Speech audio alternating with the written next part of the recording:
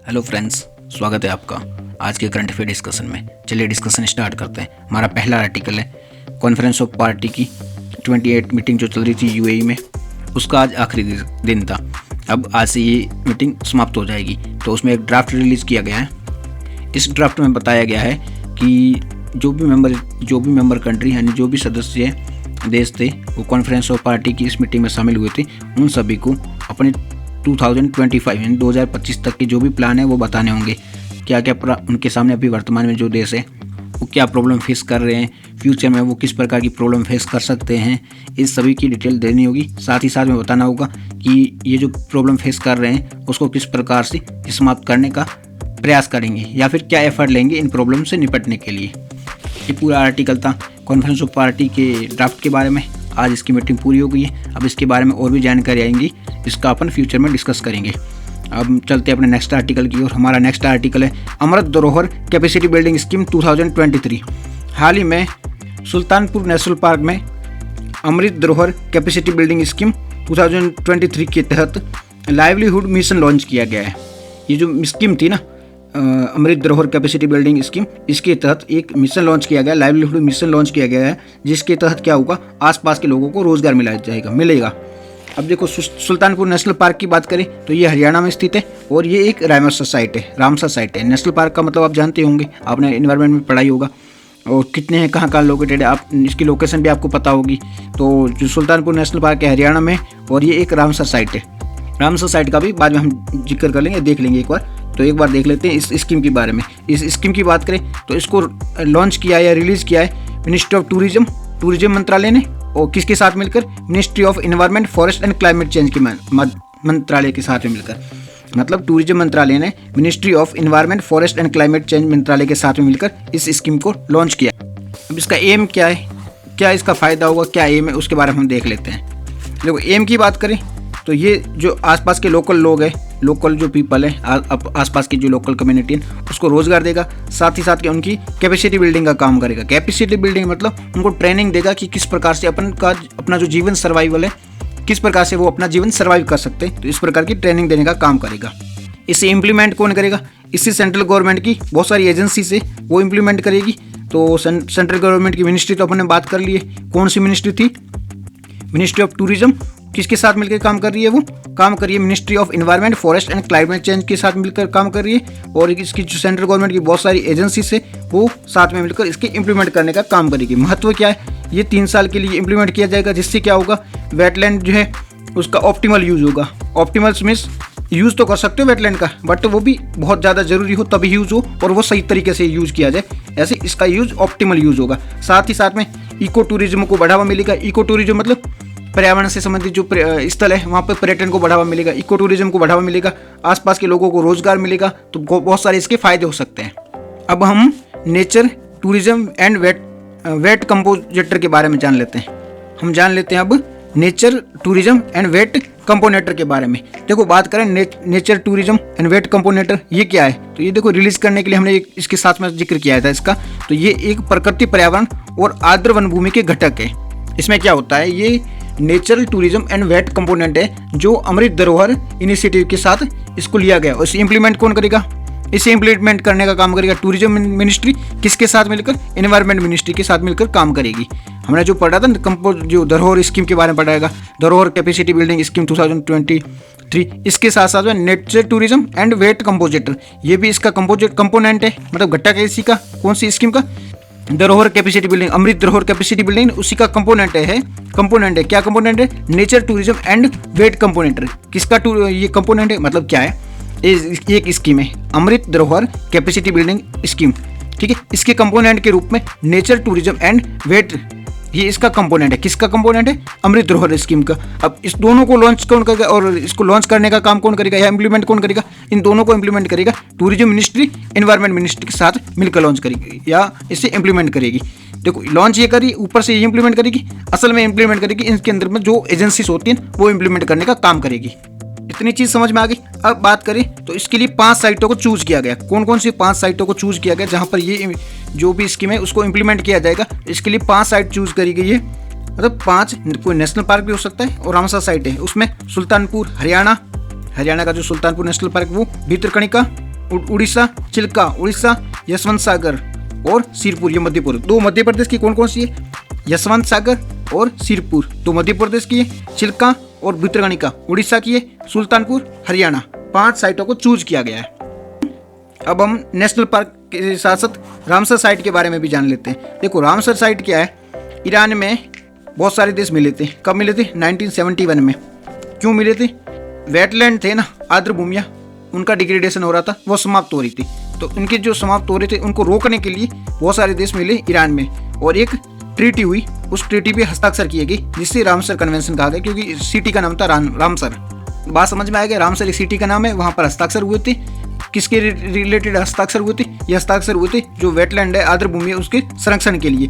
तो ईरान के रामसर शहर में 2 फेब 1971 में सारे देश मिले थे, मिलकर एक वेटलैंड के कंजर्वेशन करने के लिए ट्रीटी पर हस्ताक्षर किए थे। इसीलिए 2 फेब को वेटलैंड डे भी मनाया जाता है। बात समझ में आ गई? इसके तहत जो भी रामसर साइट के तहत जो से भी डेजिग्नेशन दिया जाता है रामसर साइट का, उसका इंटरनेशनल इंपोर्टेंस बहुत ज़्यादा होता है, और वो वेटलैंड जल्दी खत्म होने के कगार पर होता है। उसे इंटरनेशनल इंपोर्टेंस की दृष्टि से ही उस वेटलैंड को इस साइट के अंतर्गत, मतलब जो रामसर साइट होता है उसे शामिल करना, मतलब कि वो इंटरनेशनली बहुत ही ज़्यादा इंपॉर्टेंट है, इसलिए उस साइट को रामसर साइट में ऐड किया जाता है। अब हम वेटलैंड के बारे में जान लेते हैं। आर्द्र भूमि, आर्द्र भूमि किसे कहा जाता है?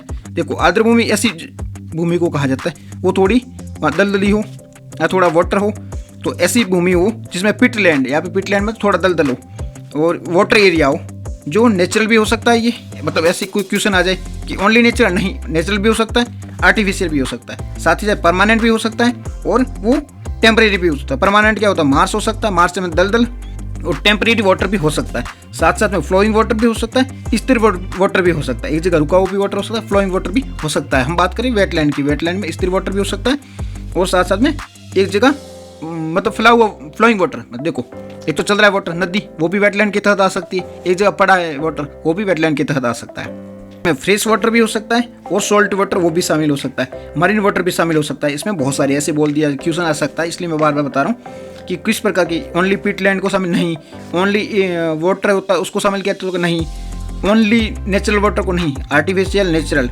स्थिर वाटर नहीं, टेम्परेरी परमानेंट दोनों शामिल हो सकता है, ठीक है। और स्थिर वाटर और फ्लोइंग वाटर दोनों शामिल हो सकता है, सॉल्ट फ्रेश दोनों वाटर शामिल हो सकता है, मरीन वाटर भी शामिल हो सकता है। बट एक चीज़ याद रखना, इनकी जो डेप्थ होती है ना, देखो लो टाइड और हाई टाइड में आप समझते हो ज्वालामुखी का आना और जाना, ये लो टाइड हाई टाइड में समझते हो। हाई टाइड की सिचुएशन में वहाँ पर जो डेप्थ होती है ना, वो कम से कम 6 मीटर की होनी चाहिए, उसको वेटलैंड को तभी माना जाएगा। तो वो लो टाइड की स्थिति में भी वहाँ पर डेप्थ है वो 6 मीटर की है, उसी को वेटलैंड कंसीडर किया जाएगा। तो ये पूरा था वेटलैंड के बारे में। अब रामसर साइट दी गई है, इसको एक बार देख लेना, यहाँ पे लोकेशन में दी हुई है, तो ये अपनी बहुत इंपॉर्टेंट है, इसको एक बार देख लेना। चलते अपने नेक्स्ट आर्टिकल की ओर। हमारा नेक्स्ट आर्टिकल है ट्रेड सेटलमेंट सिस्टम के बारे में। न्यूज़ में क्यों है? सेबी ने अभी अनाउंस किया है कि इंडिया में T+0 सिस्टम को लागू किया जाएगा। अब इसके बारे में जान लेते हैं सिस्टम क्या है। देखो क्या सिस्टम होता है। अभी इंडिया की बात करते, इंडिया में अभी T+1 सिस्टम है, और सेबी बात करिए T+0 की ओर, तो समझा देते हैं। देखो कोई आपने शेयर खरीदे हैं, अब आपको वो शेयर बेचने हैं, खरीदे हैं आज की तारीख में, आज तारीख है 11, एग्जाम्पल दे रहा हूँ, आज 11 तारीख को आपने शेयर खरीदे हैं, मतलब आपके खरीदने की जो है वो डेट है 11, यानी ट्रांजेक्शन डेट है आपकी 11, तो ये माना जाएगा टी डेट, यानी ट्रांजेक्शन डेट, इसे टी बोला जाएगा, ओनली टी। फिर है आपके अकाउंट में, आज आपने खरीदे हैं शेयर और आपके अकाउंट में आए, जैसे कि कल आ गए 12 तारीख को, तो आपके शेयर की डेट क्या होगी, मतलब आपके अकाउंट में आने की डेट क्या होगी 12 तारीख, मतलब टी तो डेट वो थी, उसके अकाउंट में आने में 1 दिन लग गया, तो इसे कहा जाएगा T+1। टी डेट तो वही है और आने में कितना टाइम लगता है, इसे कहा जाता है T+1। और सेम डेट, आज खरीदा आज ही अकाउंट में तो T+0, आज खरीदा परसों आया तो T+2, इस प्रकार से ये काउंट किया जाता है। अभी वर्तमान में इंडिया में क्या सिस्टम है कि आज खरीदते हो तो 1 दिन बाद में आता है, मतलब कल आएगा, ये T+1 हो गया। बट सेबी ने बोला है कि ऐसा ना होकर के अगर आज आप खरीदते हो तो आज के आज ही अपने अकाउंट में ये सारा जो डेटा है, मतलब सारे शेयर है आपके अकाउंट में आज के आज ही आ जाएंगे, इसी T+0 सिस्टम लाने में। T+1 मतलब आज खरीदो कल आएगा, बट सेबी चाहती है कि आज खरीदो और आज के आज आपके अकाउंट में आ जाए। इससे फायदा क्या होगा, इसमें एक स्मूथ हो जाएगी, स्पीड बढ़ जाएगी। देखो कल भेजने से बहुत सारी घोटाले हो जाते हैं, भ्रष्टाचार हो सकता है, शेयर की हेराफेरी हो सकती है, ठीक है। ऐसे इन सब से बचने के लिए सेबी ने बोला है कि आज खरीदे आज ही आज सेटलमेंट हो जाए, तो एक प्रोसेस फास्ट हो जाएगा। प्रोसेस फास्ट होने से इन्वेस्टर होता है उनका बेनिफिट हो जाएगा, ठीक है। साथ ही साथ डिले में कमी होगी, क्विकली सेटलमेंट हो जाएगा, ट्रेडिंग होगी, उसका एक्सपीरियंस बेहतर हो जाएगा। तो बहुत सारी इससे फ़ायदे हो सकते हैं। बट ये सेटलमेंट अब फास्ट कैसे होगा, ये मतलब कैसे पॉसिबल होगा? पहले तो इतना नहीं होता। तो इसमें क्या, सारी ट्रेडिंग अब ऑनलाइन होती है, पहले ऑफलाइन होती। तो आज आपने खरीदा है, फिर आपको दे जाता था या अपने पास ही रखता था, इसमें टाइम बहुत ज़्यादा था। अब ऑनलाइन ट्रेडिंग होगी, साथ ही साथ में ये सारी ट्रेडिंग होती है, उसमें इलेक्ट्रॉनिक मीडियम का यूज़ होता है। अब ऑनलाइन फ़ोन वगैरह के माध्यम से इसका यूज़ करते हो, तो इलेक्ट्रॉनिक मीडियम का यूज़ होता है, इसलिए ये ट्रेडिंग फास्ट हो जाती है। साथ ही साथ हम डीमैट अकाउंट का यूज़ करते हैं, NSDL का यूज़ करते हैं, CDSL का यूज़ करते हैं, जिससे क्या होता है, आपके अकाउंट में ये प्रोसेस फास्टली हो जाता है। पहले बहुत टाइम लगता है। अब थोड़ा बहुत सेबी के बारे में जान लेते हैं, क्यों सेबी न्यूज़ में था। तो सेबी की बात करें तो security exchange board of India, security and exchange board of India, full form याद रखना, कभी कभार पूछी ली जाती है। Security and exchange board of India इसका फुल फॉर्म है। सेबी की बात करें तो ये एक स्टेचुटरी बॉडी है। जब ये नया नया बना था तो ये एक एग्जीक्यूटिव बॉडी थी, मतलब इसको पार्लियामेंट ने एक आदेश जारी करके बना दिया था, लेकिन बाद में इसको इसकी इंपॉर्टेंस देखते हुए इसके एक स्टेचुटरी बॉडी बना दिया गया। इसके लिए एक्ट रिलीज किया गया, एक्ट पास किया गया, जिसका नाम था सेबी एक्ट। ठीक है, security and exchange board, security and exchange board act 1992 में एक्ट पारित किया गया और एक्ट के द्वारा इसे स्टेचुटरी बॉडी बनाया गया। अभी काम क्या है, इन्वेस्टर के जो इंटरेस्ट होते हैं उसे प्रोटेक्ट करने का एक काम है इसका। अब यहाँ पे clearing corporation of India, CCILB news में आया, CCILB न्यूज़ में। कैसे न्यूज़ में आया, हमने पढ़ा था कि आज ट्रांजेक्शन किया, आज ही आज आपकी सेटलमेंट होगा। तो सेटलमेंट का काम कौन करेगा, CCILB करेगा। Clearing corporation of India, clearing corporation of India है, ये भी एक स्टेचुटरी बॉडी है, मतलब ये एग्जीक्यूटिव बॉडी है। इसको पार्लियामेंट ने बनाया है, 2001 में इसे बनाया गया था। ये क्या गारंटी देती है, आज ही आज आपने क्लियरिंग किया तो वो क्लियरिंग अच्छे से होगा और ये फंक्शन अच्छे से काम कर पाएगा, इसलिए ये इससे रिलेटेड काम करती है। तो क्लियरिंग कॉर्पोरेशन ऑफ इंडिया के बारे में जान लिया, सेबी के बारे में जान लिया और ट्रेड सेटलमेंट के बारे में जान लिया। T0 आपको समझ में आ गया, T1 समझ में आ गया और सेबी के बारे में हमने न्यूज़ में पढ़ लिया। तो अब चलते हैं अपने नेक्स्ट आर्टिकल की ओर। हमारा नेक्स्ट आर्टिकल है, अभी गुजरात में 397 एशियाटिक लॉयन की डेथ हो गई लास्ट 3 ईयर में, 2019 से 2022 तक। Ministry of environment and climate change ने भी कहा है कि गुजरात में लास्ट 3 ईयर में एशियाटिक लॉयन है उसकी 397 जो संख्या उसकी डेथ हो गई है, तो इसीलिए ये न्यूज़ में है। तो बात करते हैं, देखो इन्होंने जब जिक्र किया ना, तो मिनिस्ट्री है ना, एनवायरमेंट मिनिस्ट्री, तो उनके द्वारा बात करी गई थी integrated development wild life scheme की। Integrated development of wild life habitat ये स्कीम है, सेंट्रल गवर्नमेंट की एक स्कीम है, इसकी भी इन्होंने जिक्र किया था। तो इसके तहत क्या होता है, integrated development of wild life habitat scheme, इसके तहत क्या किया जाता है कि राज्य है और यूटीज केंद्र शासित प्रदेश है, उनको फाइनेंशियल हेल्प दी जाती है, फाइनेंशियल असिस्टेंस दिया जाता है, ताकि वो हेल्प कर सके अपने जो वाइल्ड लाइफ प्रोटेक्टेड एरिया है और भी अपने कंजर्वेटिव एरिया है, कंजर्वेशन में जो एरिया है उनकी अच्छे से काम कर सके, उनके लिए अच्छे से काम कर सके। ठीक है, इनको ऐसे इसलिए पैसे दिए जाते हैं ताकि जो प्रोटेक्टेड एरिया है, ठीक है, वाइल्ड लाइफ वगैरह है, सेंचुरी है, नेशनल पार्क है, उनके अच्छे से काम कर सके और उनके जो डिग्रेडेशन मतलब जो वनस्पति नष्ट हो रही है, डिफॉरेस्टेशन हो रहा है, उनको रोका जा सके। तो इसलिए इनको पैसे दिए जाते हैं, सेंट्रल गवर्नमेंट के द्वारा हेल्प की जाती है। ये एक सेंट्रली स्पॉन्सर्ड स्कीम है, मतलब इसमें सेंट्रल गवर्नमेंट भी पैसे देती है और स्टेट गवर्नमेंट भी पैसे देती है, दोनों के पैसे लगते हैं। एक सेंट्रली स्पॉन्सर्ड स्कीम होती है, एक सेंट्रल सेक्टर स्कीम होती है। तो सेंट्रल स्पॉन्सर्ड स्कीम की बात करें तो सेंट्रल सरकार द्वारा, केंद्र सरकार द्वारा ये स्पॉन्सर्ड होती है, इसलिए केंद्र और राज्य दोनों मिलकर पैसे देते हैं। और अभी न्यूज़ में इसलिए थी कि अभी जो मिनिस्ट्री ऑफ इन्वायरमेंट है उनके द्वारा कहा गया था कि इस स्कीम के तहत बहुत सारे पैसे दिए गए थे, इसलिए जो अभी एशियाटिक लॉयन है उसकी जो मरने की संख्या ना उसमें थोड़ी कमी आई, मृत्यु दर में कमी आई, डेथ रेट होती है उसमें थोड़ी कमी आई है, इसलिए ये न्यूज़ में आई थी। अब हम थोड़ी एशियाटिक लॉयन के बारे में जान लेते हैं, अभी न्यूज़ में था जिसकी डेथ हो रही थी। एशियाटिक लॉयन की बात करें, ये ओनली पाया जाता है, ये वर्ड सुन के थोड़ा कन्फ्यूज हो जाओगे कि ये ओनली पाया जाता है गुजरात के गिर नेशनल पार्क में। ये गिर नेशनल पार्क भी है और वाइल्ड लाइफ सेंचुरी भी है, और ये जो एशियाटिक लॉयन है केवल गुजरात के गिर नेशनल पार्क में ही पाया जाता है। शौक क्यों हो जाओगी, ओनली वर्ड सुन के मोस्ट ऑफ यूपीएससी एस्पिरेंट क्या करता है, नहीं ओनली आया इसका मतलब क्वेश्चन गलत है, बट ये गुजरात के गिर नेशनल पार्क में ही पाया जाता है। अब इसकी बात करें IUCN की ये इंडेंजर्ड कैटेगरी में, और जो साइट की बात करें अपेंडिक्स 1 में, वाइल्ड लाइफ प्रोटेक्शन एक्ट की बात करें तो शेड्यूल 1 में है। तो ये पूरा एशियाटिक लॉयन के बारे में था। अब हमारा नेक्स्ट आर्टिकल है क्लाइमेट चेंज परफॉर्मेंस इंडेक्स के बारे में, CCPI के बारे में, क्लाइमेट चेंज परफॉर्मेंस इंडेक्स। तो न्यूज़ में क्यों है, अभी क्लाइमेट चेंज परफॉर्मेंस इंडेक्स को रिलीज़ किया गया है कॉन्फ्रेंस ऑफ पार्टी की जो मीटिंग चल रही थी COP 28, उस दौरान रिलीज किया गया, जिसमें भारत को 7वीं रैंक मिली है। पिछले साल भारत की 8वीं रैंक थी, इस बार भारत को मिली है 7th रैंक के। तो भारत ने अच्छा काम किया इससे रिलेटेड। और इसमें टॉप 3 रैंक है वो किसी को नहीं मिली है, क्योंकि इसमें जो क्राइटेरिया दी गई था ना, वो इतना हाई स्टैंडर्ड क्राइटेरिया था कि कोई भी देश इस रैंक में आ ही नहीं पाया। टॉप 3 में कोई नहीं आया, मतलब पहली रैंक किसी को नहीं मिली, दूसरी किसी को नहीं मिली, तीसरी किसी को, तीनों खा लिए। अब तीनों खा लिए मतलब चौथी रैंक से स्टार्ट होता है, और चौथी रैंक मिली है, वो मिली है डेनमार्क को। चौथी डेनमार्क को मिली है, फिर 5वीं 6ठी अगर किसी को अपने लिए। देखो पहली रैंक एक थोड़ा बहुत अगर पूछ ले, थोड़ा बहुत ध्यान रखना है तो वो इंपॉर्टेंट होता है। फिर भारत को कौन सी मिली है, बस इतना इंपॉर्टेंट। बाकी बता देता हूँ, पहली रैंक मिली है डेनमार्क को, मतलब पहली मतलब चौथी रैंक। उसके बाद में मिली 5वीं मिली एस्टोनिया को, और 6ठी रैंक मिली है फिलीपींस को, 7वीं भारत को मिली है। तो ये 3 रैंक कंटिन्यू देख ली, डेनमार्क, एस्टोनिया और फिलीपींस, फिर 7वीं मिली है भारत को। तो भारत ने अच्छा काम किया इससे रिलेटेड। तो अब जान लेते हैं इसे रिलीज कौन करता है। इसे रिलीज करता है जर्मन वॉच। देखो थोड़ा बहुत इसके बारे में इसलिए याद रखना कि स्कीम तो बहुत सारी आती रहती है, और इसके में किसने टॉप किया ये भी बहुत सारे आते, इतना याद रहता नहीं जनरली। तो बट इतना याद रखना कि कोई बड़ी संस्था रिलीज करे तो जर्मन वॉच काफ़ी स्पेशल है।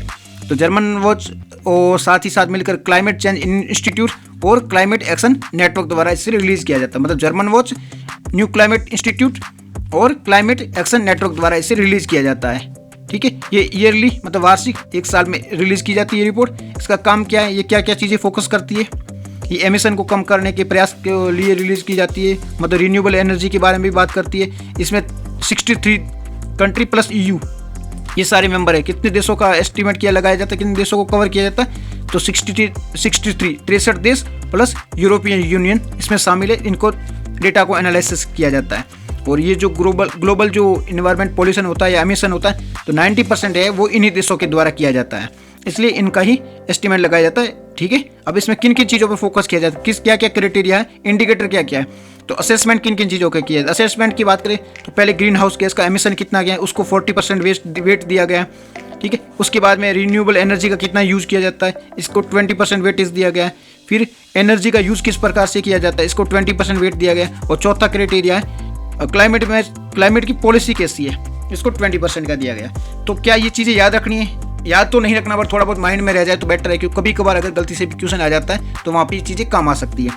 4 क्राइटेरिया है, renewable energy, green house gas emission, energy use और क्लाइमेट पॉलिसी के 4 क्राइटेरिया यूज़ किए जाते हैं। इंडिया का इसको 70 रहा था, 70% इंडिया का रहा था, और रैंक मिली इंडिया को 7th, वैसे मिली है 4th, बट वैसे क्योंकि 3 रैंक तो किसी को मिली नहीं है, तो इंडिया को 7th रैंक मिली है। एक बेसिक ग्रुप है, बेसिक में Brazil, south Africa, India, China 4 देश हैं। ये बने थे कब, 2001 में इनकी स्थापना हुई थी बेसिक ग्रुप की। और ये जो इसकी बात करें तो इनमें भी इन्होंने अच्छा काम किया। ब्राज़ील को 23rd रैंक मिली है, चाइना को 51 रैंक मिली है, तो कुछ सुधार किया है पिछले साल के कंपेरिजन में इन सब देशों ने। चलते हैं अपने नेक्स्ट आर्टिकल की ओर। हमारा नेक्स्ट आर्टिकल है वो है UN का 99 ऑफ चार्टर, मतलब आर्टिकल 99 ऑफ UN चार्टर, मतलब UN के चार्टर का 99 आर्टिकल है, उसके बारे में बात करेंगे। ये आर्टिकल क्या है, इसका क्या यूज़ है। तो सबसे पहले जान लेते हैं इसका न्यूज़ में क्यों है। ये न्यूज़ में क्यों के है, क्योंकि UN के सेक्रेटरी जनरल ने जो एंटोनियो गुटेरेस है, उन्होंने आर्टिकल जो 99 है इनको इन्वोक किया है, मतलब इसका यूज़ किया है। तो अब इसके बारे में जान लेते हैं आर्टिकल 99 क्या है और क्यों इन्वोक किया, इसके बारे में देख लेते हैं। आर्टिकल 99 इसकी बात करें तो UN सेक्रेटरी जनरल होता है, उनकी डिस्क्रिप्शनरी पावर होती है, मतलब उनके पास ये पावर है कि वो इसका यूज़ कर सकते कभी भी। ठीक है, इनकी डिस्क्रिप्शनरी पावर है, तो इनका यूज़ कर सकते हैं। इनका यूज़ कब कर सकते हैं, जब इंटरनेशनल, इनको लगता है कि इंटरनेशनल पीस वो सिक्योरिटी है, उनको मेंटेन करना बहुत ज़रूरी है, तो उसको मेंटेन करने के लिए ये इनका यूज़ कर सकते हैं।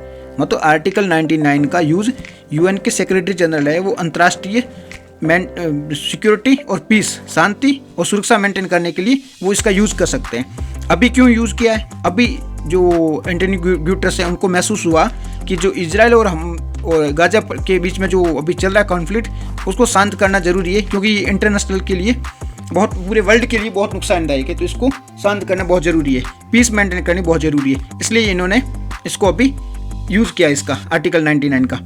ये पहली बार यूज़ हुआ नहीं, इसका यूज़ पहले भी कई बार हो चुका है। 1960 में कॉन्गो में, 1970 में बांग्लादेश वॉर हुई थी, उस दौरान भी कई बार इसका यूज़ ऑलरेडी हो चुका है। अब क्या फ़र्क पड़ेगा इसका यूज़ करने से, अगर ये प्रभाव में आता है तो पीस स्थापित, सीज फायर स्थापित हो जाएगा। मतलब अगर ये प्रभाव में आता है तो सीज फायर हो जाएगा तुरंत ही प्रभाव से। लेकिन अगर इसको प्रभाव में लाना तो क्या करना होगा, तो इसके पक्ष में 9 वोट पड़ने चाहिए। यूएन सेक्रेटरी जनरल के जो सदस्य हैं 15 हैं, 5 परमानेंट 10 नॉन परमानेंट, तो उसके समर्थन से 9 वोट इसके पक्ष में पड़ जाते हैं, तो ये असर में आ जाएगा, प्रभाव में आ जाएगा। तो 9 वोट तो ईजी है, मिल जाएंगे। नहीं, 5 जो परमानेंट मेंबर हैं उसमें से किसी भी देश का खिलाफ नहीं जाना, मतलब कोई भी देश वीटो जारी ना करे, मतलब टोटल 9 वोट चाहिए, उसमें से 5 तो परमानेंट मेंबर है। अब परमानेंट में से अगर एक भी देश वीटो जारी कर लेता है तो ये लागू नहीं होगा। तो लेकिन बात करें यूएस और यूके की, ये तो इजराइल के सपोर्ट में है, तो ये तो पक्का वीटो जारी करेंगे, तो ये तो सपोर्ट आएगा भी नहीं प्रभाव में, तो ये आगे प्रभाव में नहीं आ सकता, क्योंकि जो परमानेंट मेंबर है वो इसको प्रभाव में लाने नहीं देंगे। यूएस यूके है वो इसके खिलाफ चले जाएंगे।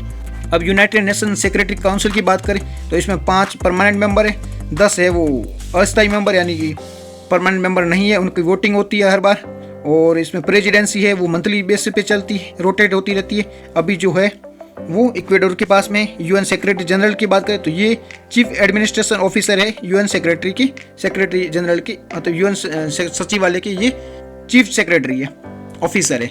तो ये पूरा आर्टिकल था, आर्टिकल 99 के बारे में जो यूएन चार्टर का है, और पूरा हमने अच्छे से डिस्कस किया है। तो आज की डिस्कशन में इतना ही था। Thank you very much for discussion.